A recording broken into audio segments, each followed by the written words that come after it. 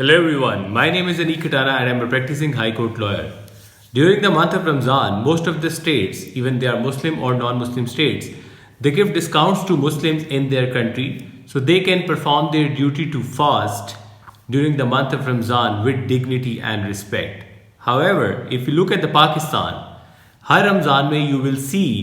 कि आपकी government prices ज़्यादा कर देती है और फिर उसके बाद उसको रेगुलेट भी नहीं किया जाता है, जिसकी वजह से रमज़ान आते ही जो चीज़ आपको 5 रुपए की मिल रही होती है वो रमज़ान आने के बाद आपको 10 रुपए की मिलती है। जिसकी करंट एग्जांपल अगर आप अभी देखें तो पाकिस्तान में इस वक्त जो फ्रूट की प्राइस है, अगर हम केले की एग्जांपल लें तो वो 300 रुपये दर्जन था रमज़ान आने से पहले, लेकिन रमज़ान आने के बाद अब उसकी प्राइस जा चुकी है 500 एंड 550 तक, जिसका मतलब ये है कि वो गरीब लोगों की पहुंच से बहुत दूर हो चुका है। इस प्राइस को कंट्रोल करने के लिए पाकिस्तान के अंदर एक एक्ट को मुतारिफ करवाया गया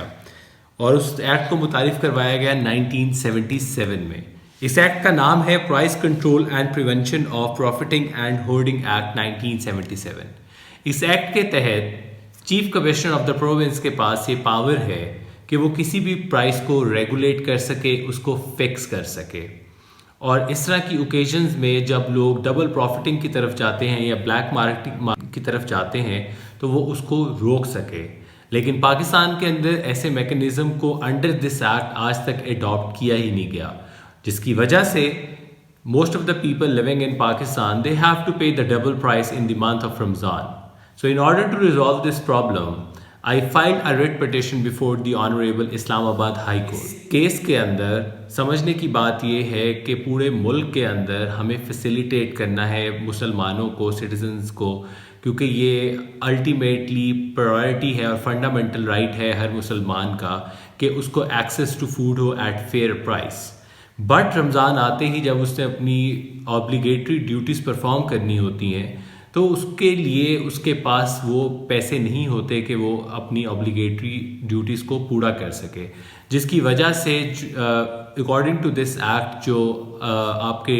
चीफ कमिश्नर हैं ऑफ द प्रोविंस, ये उनकी ज़िम्मेदारी है कि इस प्राइस को वो इंक्रीज़ होने से रोकें और मॉनिटर भी करें। उसके लिए ये एक्ट जो सा है ये आपको प्रॉपर पावर्स देता है और आपको तरीके भी बताता है, मॉडर्न वेज बताता है कि जो कि लेजिस्लेटर की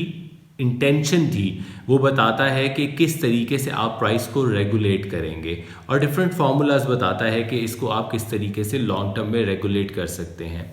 Luckily, the writ that I filed before the Honorable High Court, Justice Mia Gul Hasan Aurangzeb साहब ने इसको टेकअप किया और उन्होंने चीफ कमिश्नर इस्लामाबाद को नोटिस करके बुलाया है और कहा है कि इस इशू को आकर सॉल्व करें ताकि आने वाले सालों में और इवन रमज़ान के बाकी 2 अशरों के अंदर भी जो प्राइसेस इतनी ज़्यादा हो चुकी हैं कमोडिटीज़ की जो कि इसी एक्ट के स्केड्यूल में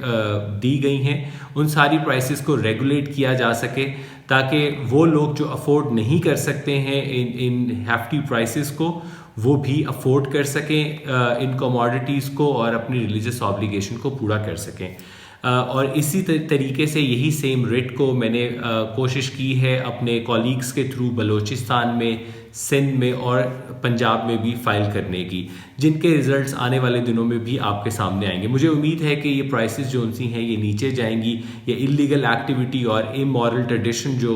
जब से पाकिस्तान बना है तब से चल रही है और हमेशा प्राइसेस ऊपर चली जाती हैं जबकि ये नीचे आनी चाहिए, और ये बेहतर होंगी और ये नीचे आएंगी।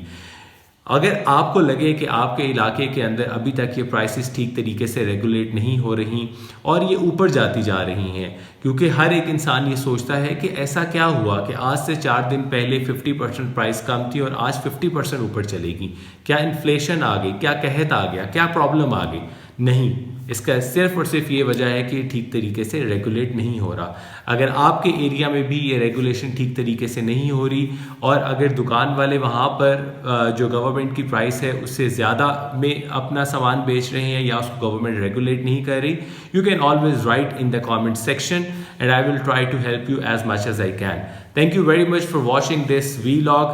I wish all of you happy Ramzan and I'll see you in another vlog. Take care. Bye bye.